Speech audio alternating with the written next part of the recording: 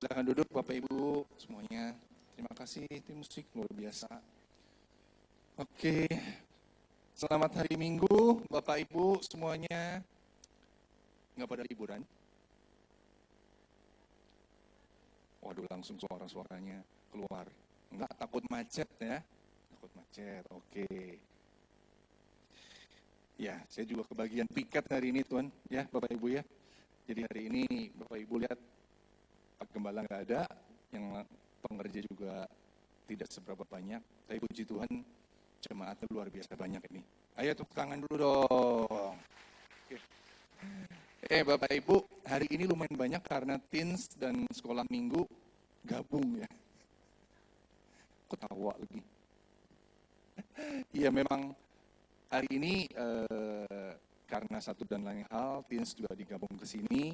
Jadi sekolah minggu juga mungkin kalau nanti agak rumit buat sekolah minggu, nanti Bapak Ibu sebagai pendengar yang baik, nanti jelasin lagi ya ke anak-anaknya ya.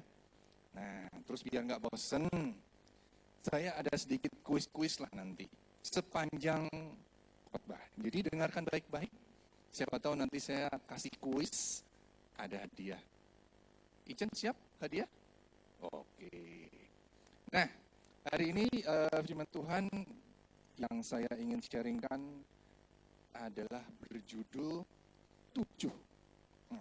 Boleh ditampilkan ya? Oke. Bapak Ibu, ini bukan cocok logi seperti biasa, memang angka 7 itu suatu angka yang memang sering disebut dalam Alkitab. Cuman hari ini nanti saya ceritakan di akhir kenapa saya milih judul kata 7 ini. Nah, hari ini saya ingin berbicara kisah tentang tembok Yeriko. Ya, Bapak Ibu mungkin pernah tahu, atau kalau nggak tahu nanti saya kasih tahu sedikit historinya. Nah, saya mau tanya dulu ke anak sekolah minggu. Sekolah minggu. Yang bukan sekolah minggu, jangan ngacung ya. Sekolah minggu aja. Saya punya asisten nih yang sudah siap. Ini tolong nanti mic kasih ke yang ngacung ya. Sekolah minggu nih, sekolah minggu ya. Anak-anak sekolah minggu dengar saya? Waduh, mantap. Nah, kamu berdiri dulu, Vin. Nah, oke, saya pengen tanya, ada hadiahnya nih. Bangsa Israel, waktu dibuang, mereka itu lagi menuju ke mana? Angkat tangan dulu. Tuh, Vin, yang kanan. Itu yang kanan. Nah, belum nyala, Vin, pencet dulu. Kanaan. Iya betul. Kasih dulu hadiahnya, Auntie Chen. Oke. Nah, dengerin lagi ya, nanti siapa tahu saya hadiahin. Ibu-ibu jangan khawatir, ada juga hadiah buat ibu-ibu. Oke. Bacaannya adalah dari Yosua 6 ayat 1 sampai 27. Jadi Bapak Ibu nanti bisa baca sendiri semuanya. Saya akan bacakan bareng-bareng Bapak Ibu hanya dari ayat 13 sampai 16-nya ya. Oke, mari kita baca sama-sama. Setiap angka yang ada, setiap angka 7 saya sengaja tebalkan. Nanti Bapak Ibu bareng-bareng bilang sama saya 7-nya ya. Oke? Setuju ya? Oke. Yosua 6 ayat 13 sampai 16. Maka berjalanlah juga ke 7 orang imam yang membawa ke-7 sangkakala tanduk domba itu di depan tabut Tuhan. Sambil berjalan, jujur saya nggak kelihatan nih, udah plus sebentar ya. Sambil berjalan mereka meniup sangkakala. Sedang orang-orang bersenjata berjalan di depan mereka dan barisan penutup mengikut tabut Tuhan. Sementara sangkakala terus-menerus ditiup. Demikianlah pada hari kedua mereka mengelilingi kota itu sekali saja, lalu pulang ke tempat perkemahan. Dan begitulah dilakukan mereka 6 hari lamanya. Tetapi pada hari yang ketujuh, mereka bangun pagi-pagi ketika fajar menyingsing dan mengelilingi kota 7 kali dengan cara yang sama.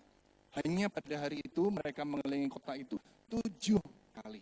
Lalu pada ke-7 kalinya, ketika para imam meniup sangkakala, berkatalah Yosua kepada bangsa itu, bersoraklah sebab Tuhan telah menyerahkan kota ini kepadamu. Oke. Jadi Bapak Ibu,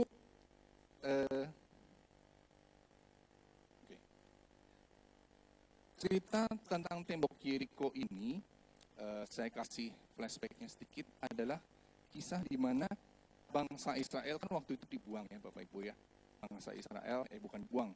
Dari tanah Mesir, mereka dikeluarkan dari Mesir, kemudian mereka menyeberang Laut Teberau, ya biasa yang Bapak Ibu tahu kisah Musa mengangkat tongkat, anak-anak suami tahu ya. Oke, udah gitu mereka berkelana di padang gurun dulu, karena waktu itu mereka sebenarnya udah mau nyampe ke tanah Kanaan, cuman karena bangsa Israel ini bangsa yang tegar tengkuk, kemudian mereka dihukum, mereka harus muter dulu keliling padang gurun selama 40 tahun. Kemudian mereka menyeberang sungai Yordan, barulah mereka sampai di tembok Yeriko ini. Nah, jadi mereka tertahan langkahnya di tembok Yeriko. Tembok Yeriko ini ya Bapak Ibu ya, kalau anak-anak juga boleh tahu, boleh googling. Saya nanya dan saya cari-cari, nanya ChatGPT sih, terus cari-cari, ini tembok ini luar biasa masif, besar sekali, tingginya sekitar 10 meter katanya ya. Jadi secara arkeologis itu sangat mungkin di waktu itu, tebalnya 3 sampai 5 meter. Nah, kemudian tembok Yeriko ini diperintahkan Tuhan kepada bangsa Israel untuk ditaklukkan. Saya bingung kenapa harus melewati tembok ini. Di dalamnya tembok ini tuh ada kotanya Bapak Ibu ya.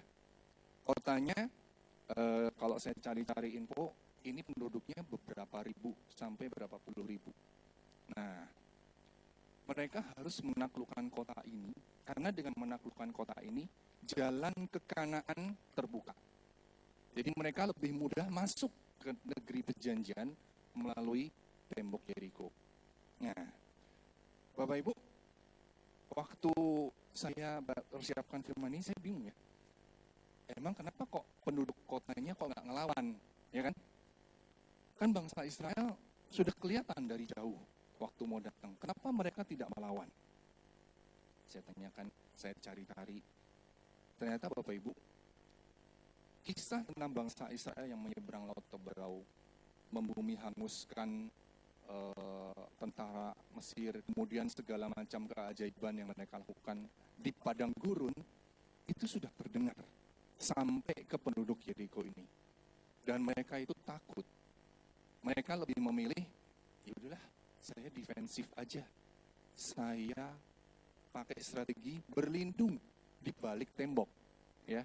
Jadi mereka masuk ke tembok, diem di dalam. Waktu saya pikir, kenapa kok takut banget? Terus saya googling lagi iseng-iseng. Saya cari tahu gitu ya.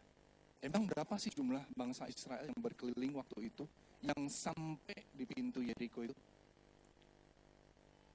Bapak Ibu bayangin ya, ternyata jumlahnya itu luar biasa. Secara penelitian arkeologis memungkinkan itu sekitar 2 juta orang. Ya, eksodusnya bangsa Israel dari Mesir keliling padang gurun, terus sampai di Yeriko ini sekitar minimum 2 juta orang. Bapak Ibu kepikir nggak mindahin satu kota tuh? Ya kan? Bandung ini aja kalau nggak salah 5 atau 6 juta. Bener nggak Pak dosen hukum? Bener nggak? Saya juga lupa. Nanti Bapak Ibu cari tahu ya. Ini memindahkan 2 juta orang, Bapak Ibu. Luar biasa. Siapa yang nggak gemetar ya melihat orang sebanyak itu? Ya kan? Nah, waktu saya persiapkan firman ini, saya merenung gitu ya. Saya menemukan 4 hal Bapak Ibu yang saya bisa pelajari dari kisah tembok Yeriko ini. Jadi tembok Yeriko ini Tuhan memerintahkan kelilingilah tembok ini. Nah, kuis kedua. Pin siap? Oke. Ini boleh buat sekolah minggu lagi. Sekolah minggu lagi ya. Yang sudah ngacung nggak boleh ngacung. Nah, sekolah minggu ada suaranya? Oke. Berapa hari bangsa Israel mengelilingi tembok Yeriko? Yang di belakang tuh, Min. Yang di belakang yang ngacung lagi tadi belakang ada 2 saya. Nah, itu tuh. Ah, ya. Ya boleh tuh yang lagi maju tuh. 7. Oke, pinter. Berarti menyimak. Bapak Ibu nyimak nggak? Nah, soal minggu udah nyimak loh. Boleh kasih hadiahnya, Tante Icen? 7 hari mereka mengelilingi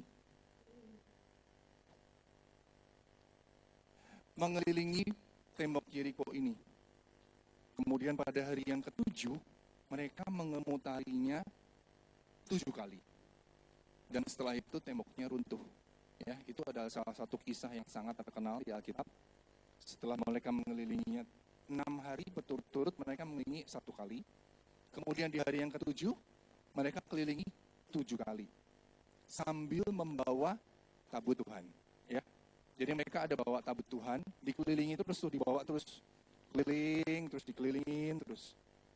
Sampai hari ke-7, akhirnya mereka niup sangkakala, kemudian temboknya runtuh.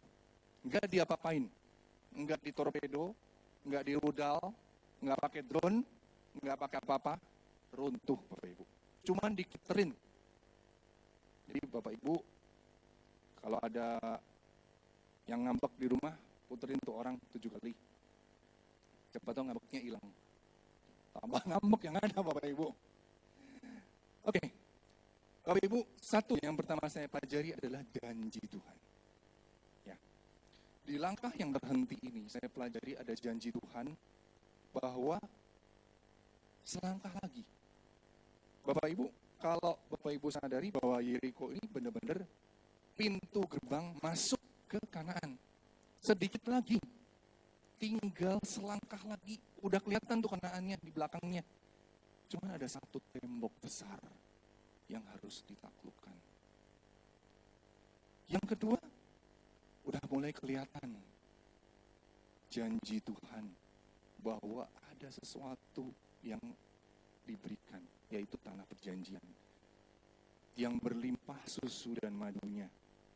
Udah mulai kelihatan, harapannya sudah mulai terlihat, Bapak Ibu. Yang kedua, saya pelajari tentang cara Tuhan. Cara Tuhan benar-benar luar biasa. Bahkan kita pikir kadang-kadang cara yang Tuhan berikan itu nggak masuk akal. Gimana caranya sebuah tembok diputerin, runtuh Bapak Ibu. Tapi justru itulah ajaibnya Allah kita Bapak Ibu. Caranya sederhana. Caranya biasa aja. Caranya mungkin hanya berdoa.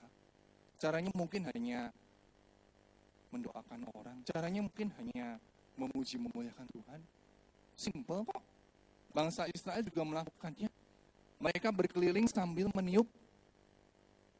Nah ini, sebentar. Kuis ketiga. Buat ibu-ibu, boleh? Ibu-ibu. Udah tahu yang mau saya tanyain? Bro? Saya mau nanya, ini benda apa yang ditiup? Udah lebih cepat daripada yang nganter mic. Yang depan ini.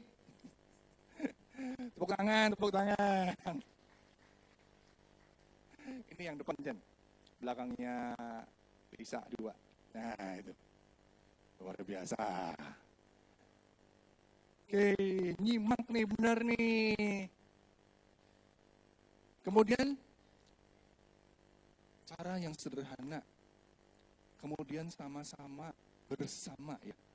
Jadi waktu mengitarinya itu tidak semua bangsa Israel ikut muter. Tapi mereka ada dibagi grupnya.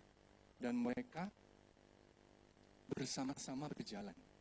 Bapak Ibu jangan tinggalkan sesuatu yang bersama-sama Bapak Ibu bisa lakukan dengan saudara seiman. Kayak ke gereja, ya. Ini pasti godaannya hari ini paling besar nih. Aduh, lagi musim liburan, jam ibadahnya jam 10 lagi. Habis ini mau kemana ya? Aduh, pasti godaannya luar biasa. Tapi Bapak Ibu hadir di sini luar biasa. Ya. Kemudian, konsisten dan taat. Bapak Ibu mungkin yang ada di pikiran bangsa Israel waktu itu ya, disuruh muterin, melakukan hal yang sama, 6 hari, bahkan 7 kali berturut-turut, 7 hari. Mereka pasti dalam hati, sebagai manusia pasti mikir, ini gue disuruh ngapa sih? Ya kan? Bapak Ibu juga pasti sampai ada suatu titik dalam kehidupan Bapak Ibu mikir, ini masalahnya tuh A. Kenapa ya gue harus melakukannya yang lain? Nggak nyadar, bingung. Tapi itu justru cara Tuhan, Bapak Ibu. Yang Bapak Ibu perlu, sama seperti bangsa Israel, hanya taat. Kan? Kemudian yang ketiga, hadirat Tuhan. Saya pernah ngomong ini waktu di ibadah teens, bahwa hadirat Tuhan itu bukan di atas kayak CCTV, tapi bersama-sama di tengah-tengah, berjalan bareng-bareng. Bangsa Israel tidak ninggalin tabutnya di perkemahan loh. Mereka bawa, tabutnya itu dibawa, Bapak Ibu. Kelilingin tembok Yeriko itu dibawa. Ya, dibawa keliling.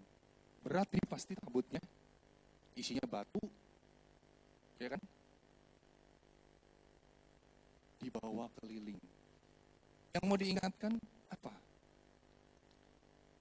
Jangan seakan-akan Anda Bapak Ibu mengatakan, Tuhan kau lihat dari atas. Seharusnya Bapak Ibu bilang, Tuhan ayo berjalan bersamaku, menghadapi tembok ini. Gitu. Karena dia berjalan bersama-sama Bapak Ibu, bareng-bareng, keliling. Dia bukan seperti panglima yang nyuruh, ayo, kamu kelilingin. Enggak. Dia bukan seperti pengawas yang melihat, ayo kalau sudah keliling lapor. Enggak. Tapi dia ada bersama-sama, berjalan bareng Bapak Ibu. Kemudian yang terakhir saya pelajari tentang waktu Tuhan. Ini adalah salah satu hal yang paling, bisa dibilang paling misterius. Kita nggak pernah tahu berapa lama kita harus menghadapi ini. Berapa lama kita harus melihat tembok besar ini. Berapa lama saya harus menghadapi masalah ini. Karena waktu Tuhan tidak seperti tembok Yeriko yang diberitakan. Kau kelilingin 6 hari. Dan pada hari yang ke-7, kota ini akan diserahkan padamu. Bapak Ibu nggak kebayang itu. Bapak Ibu lagi dapat masalah. Tenang, Dani, nanti masalahmu beres dalam sebulan. Nggak ada yang bilang gitu. Tenang Dani, nanti masalahmu akan beres dalam 5 bulan. Nggak ada. Tapi waktu Tuhan itu selalu indah, Bapak Ibu. Bangsa Israel juga saat itu tidak tahu bahwa tembok itu akan hancur pada saat mereka mengitari pada hari yang ke-7, kali ke-7, dan tiupan sangkakala ke-7. Mereka hanya tahu mereka melakukan perintah Tuhan dengan taat. Ya.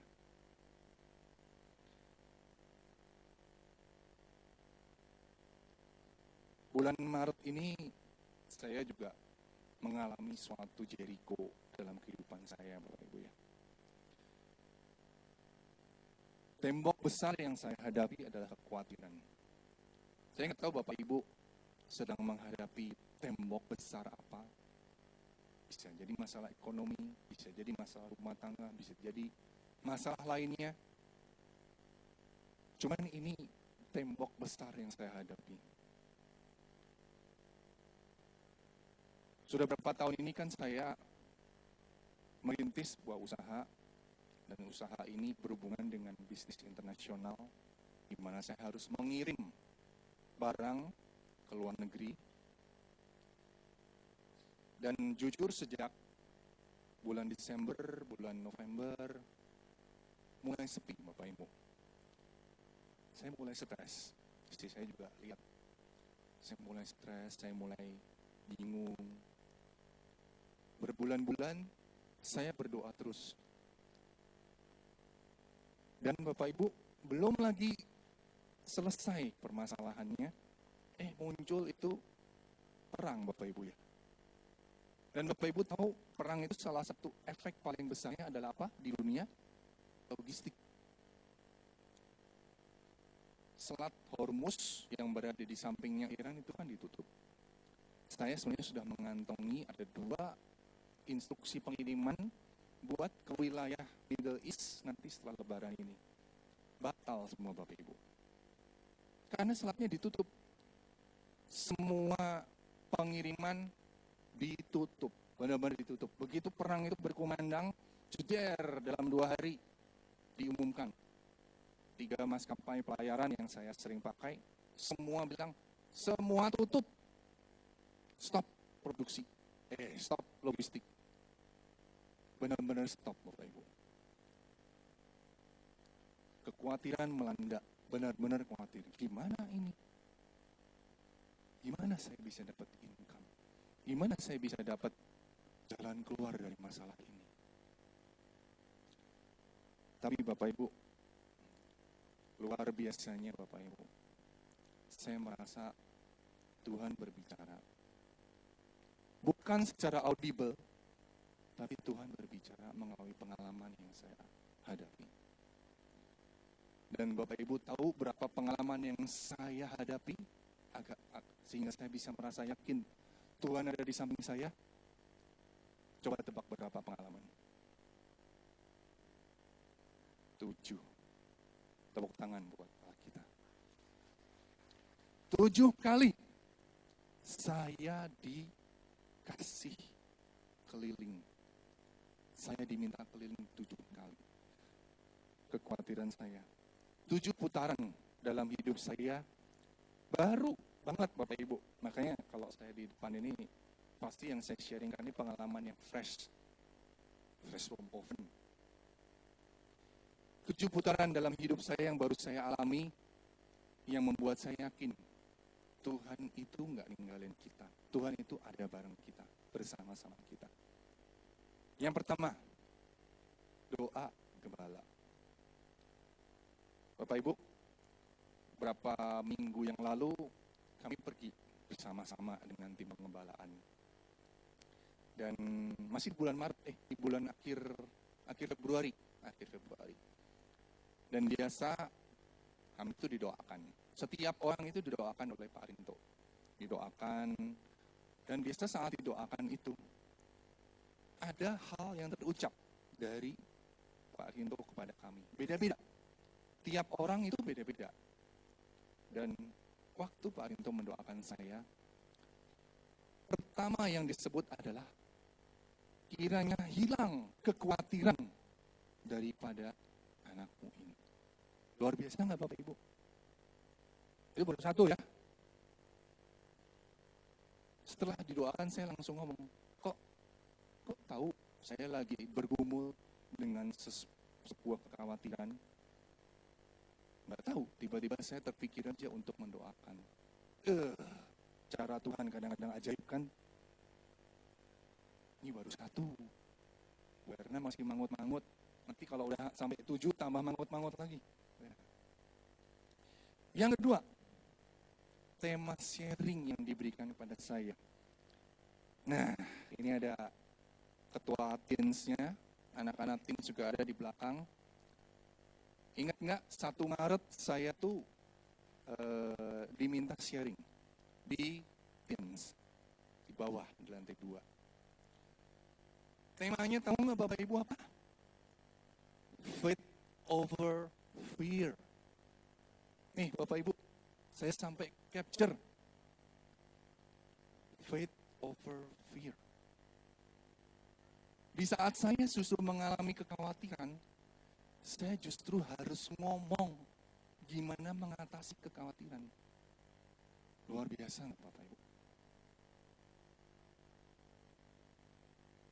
Aman kan waktu itu Daniel saya bicara ini? Aman kan? Mengenakan? Nah, luar biasa. Yang ketiga, tanggal 1 saya dapat hosti. Hosti perjamuan Bapak Ibu. Tulisannya ini dong. Saya nggak sempat foto, ini saya pakai AI. Ayatnya saya jujur lupa. Cuman kata-kata yang muncul pada saat hosti itu, ini Bapak Ibu. Dan Bapak Ibu tahu lucunya, hostinya ini bukan saya ambil fresh di hari itu. Enggak. Hostinya itu kebetulan ada di kantong saya dari sebulan yang lalu. Jadi dari bulan lalu saya ngambil lebih, saya masukin ke kantong, waktu mau perjamuan saya rogoh, kok ada hosti. Dan saya buka, jangan khawatir.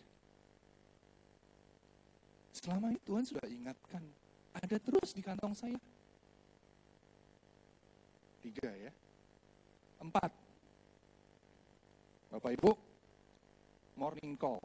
Saya juga eksis di YouTube ya Bapak Ibu ya, buat yang belum tahu. Ini bukan YouTube saya sayangnya, jadi nggak bisa di AdSense. Saya diminta bicara rekaman di morning call pada tanggal 11 Maret. Ini rekaman.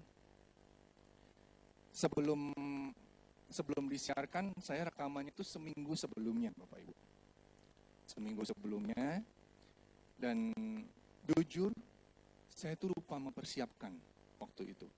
Saya lupa, benar-benar lupa, karena banyak pikiran mungkin. Saya baru ingat 1 jam sebelum rekaman. 1 jam sebelum rekaman, saya diminta untuk datang ke Aruna, diingatkan. Jadwalnya udah dikirim sebelum-sebelumnya. Cuma saya baru diingetin sejam sebelum. Langsung saya bilang, dalam nama Tuhan Yesus, saya belum siapin apa-apa. Tapi Tuhan itu sungguh baik, Bapak Ibu. Hal yang dia taruh di hati saya untuk bicara, saya benar-benar baru mikir mau ngomong apa, waktu nyampe saya duduk doa. Dan yang saya sampaikan mirip dengan khotbah waktu hari minggunya di Teens, cuma dengan kemasan yang berbeda. Tentang kekhawatiran juga. Terus Bapak Ibu, ini yang keempat ya. Keliling yang keempat, putaran keempat ini. Molor dikit waktunya nggak apa-apa ya, teman-teman. Yang kelima, daily devotion. Jadi ini bukan saya, ini Bapak Ibu mungkin tahu ini pengkhotbah yang sudah beken, Billy Lantang. Saya sama keluarga sering mendengarkan khotbahnya waktu malam atau waktu pagi. Dan saya ingat di satu judul daily devotion beliau, judulnya bukan tentang kekhawatiran Bapak Ibu. Tapi doa yang dia bawakan di dalam rekaman ini justru tentang kekhawatiran. Dan saya diingatkan lagi untuk yang kelima kalinya Bapak Ibu. Kemudian yang keenam, office ministry. Jadi bulan Maret ini, percaya Bapak Ibu, saya lagi mengalami dan saya justru harus sharing. Ini adalah kali keempat saya harus sharing. Yang pertama di Teens, yang kedua morning call, yang ketiga waktu di Teens morning call. Nah yang ini saya diminta mengisi doa bersama di kantor istri saya. Sharing juga. Nah, Biasanya sharingnya itu nggak ada judulnya Bapak Ibu. Tapi saya dibilangin sama istri saya, dipanggil nih tiba-tiba dia juga shock sendiri. Saya kan sharing ya selalu tentang apa yang terjadi ke istri saya. Terus ketuanya, bisa dibilang ketuanya lah ya, penyelenggaranya tuh manggil saya, ya nih nanti tolong isi ya sharingnya waktu hari apa gitu. Dia udah bilang harinya nih. Oke, ada temanya nggak kok? Saya nanya. Ada. Apa tuh? Jangan khawatir. Gila nggak Bapak Ibu? 6 kali saya diingetin. Kali ke-6. Akhirnya saya bawakan suatu sharing yang berbeda juga. Di bulan Maret juga. Dan yang terakhir, bisnis klien. Saya udah cerita tadi Bapak Ibu ya, kalau bisnis lagi kurang oke. Akhirnya kemarin saya sekitar 2 mingguan lalu, masih awal Maret, saya keluar kota. Saya pergi menemui salah satu calon klien yang dari dulu saya belum temui karena dia sudah kontrak dengan pabrik lain, dengan usaha lain, barangnya sama gitu lah ya. Saya iseng, mau ketemu bisa nggak? Gitu. Oke, ya udah ketemu aja. Yaudah, saya meluncur, saya pergi keluar kota. Saya ketemu dia, dan Bapak Ibu, dia ini adalah bukan orang Indonesia ya. Dia adalah refugees atau pengungsi, bisa dibilang bukan pengungsi karena dia masih cukup ada modal. Dia keluar dari negaranya yaitu dari Syria. Dia tinggal di sini sudah 5 bulan. Kemudian dia memulai usaha. Dan saya nanya kan, kenapa kamu kok berani pergi ke sini? Kamu emang tinggalin semua kehidupan di sana? Bapak Ibu, dia ini S3. S3, terus sudah ngajar di universitas di Syria, sudah PNS, istilahnya sekarang ya, udah PNS, umur hampir 50, ya. Terus dia tinggalin semuanya, dia jual, mobil dia jual, rumah dia belum bisa cepet jualin, masih ada. Dia pilih Indonesia, dan saya nanya, kenapa kok begitu? Ya, dia bilang sih, kenapa kok dia milih Indonesia, salah satu negara yang welcome. Dan memulai usahanya tidak terlalu rumit, dan tidak terlalu modal besar. Tuh Bapak Ibu, para negara luar aja mulai usaha loh di sini ya. Nah, terus saya nanya, kok Anda berani sekali meninggalkan semua yang sudah ada? Dia itu dosen, PNS, dan dia punya 3 lab. Dia PNS di bidang petroleum engineering. Waduh, udah keren banget namanya loh Bapak Ibu. Perminyakan. Ada S3 juga di sini sambil nyibak rambut. Ya Bapak Ibu ya. Dia tinggalkan semuanya itu, saya nanya, kok Anda berani sekali? Ya sudah. Jawaban dia menyerangkan saya Bapak Ibu. Ngapain kita terlalu takut? Selama masih ada umur, selama masih ada will, kita bisa selalu memulai kembali. Jangan khawatirlah. This is exactly how he said it.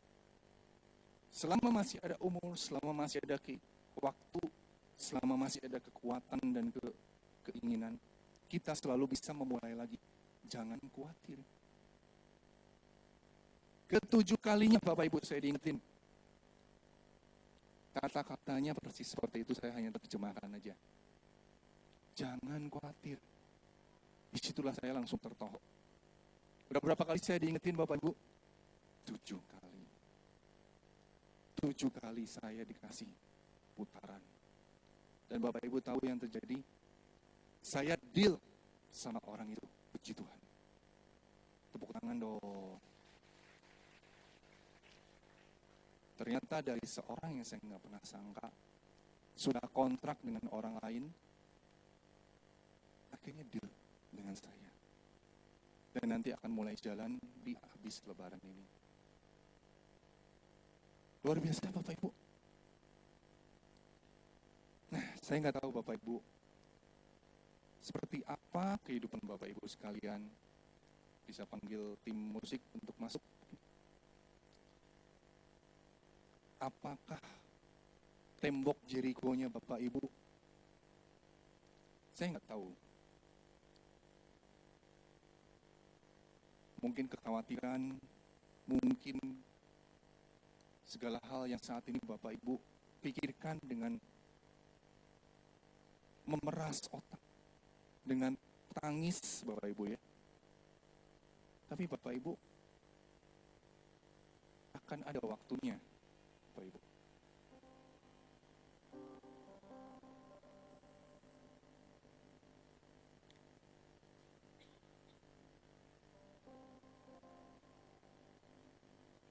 Saya juga tidak menyangka Bapak Ibu ya, bahwa Tuhan berbicara itu seperti itu Bapak Ibu. Benar-benar saya diingatkan melalui apa yang saya hadapi secara langsung Bapak Ibu. Bahwa Tuhan itu baik. Terlalu baik bahkan. Kekhawatiran dalam hati saya, Tuhan jawab. Nggak cuma sekali dua kali loh. Tuhan ingatkan. Tembok Jericho yang ada di dalam pikiran saya diruntuhkan. Kenapa saya nggak bisa menyerahkan kekhawatiran saya pada Tuhan kita yang luar biasa? Dia yang memelihara kita, Dia yang mengasihi kita, benar-benar Bapak Ibu.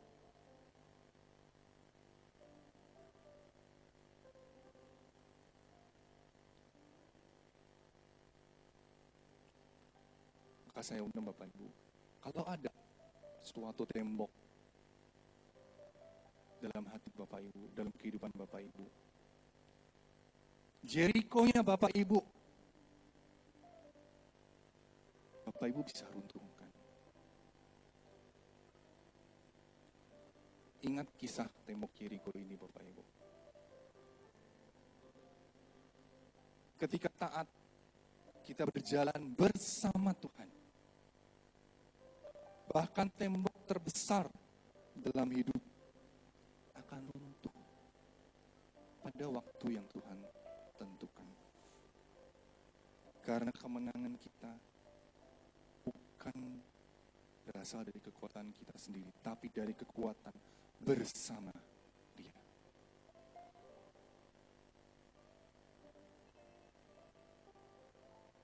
Jangan Bapak Ibu, kita mau nyanyikan suatu lagu yang begitu mengena buat saya.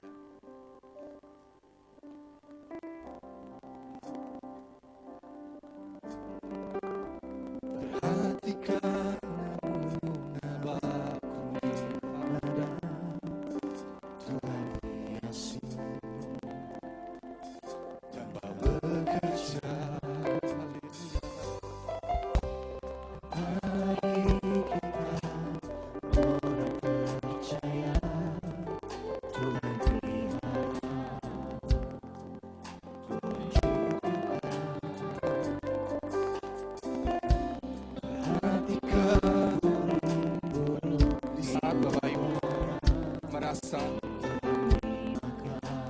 Seperti tiada jalan, ada tembok yang begitu besar, tapi Tuhan tahu, Tuhan lihat tangis kita, dan pada waktunya Tuhan akan menjawab. Kau saat kau saat percaya Tuhan bekerja. Yes. Jangan halangi Tuhan bekerja dalam hidupmu.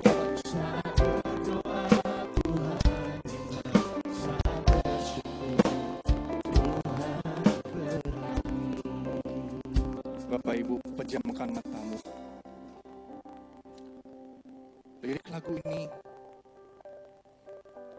mengingatkan kita, Tuhan lihat, Tuhan dengar,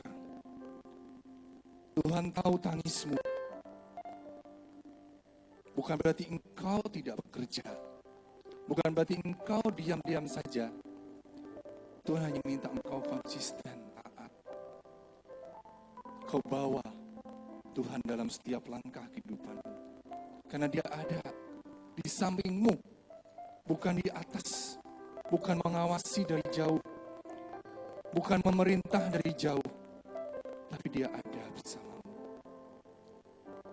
Percayalah, maka tembok Jeriko yang ada di kehidupanmu akan runtuh pada waktunya.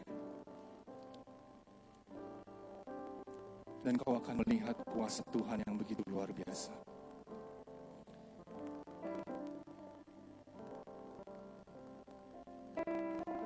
Saat kau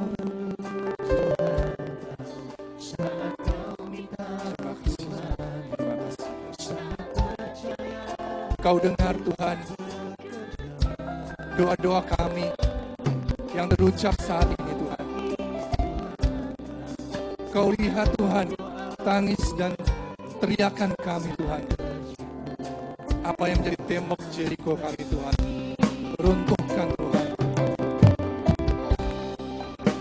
Tuhan, kami percaya Tuhan, Engkau berbicara Tuhan.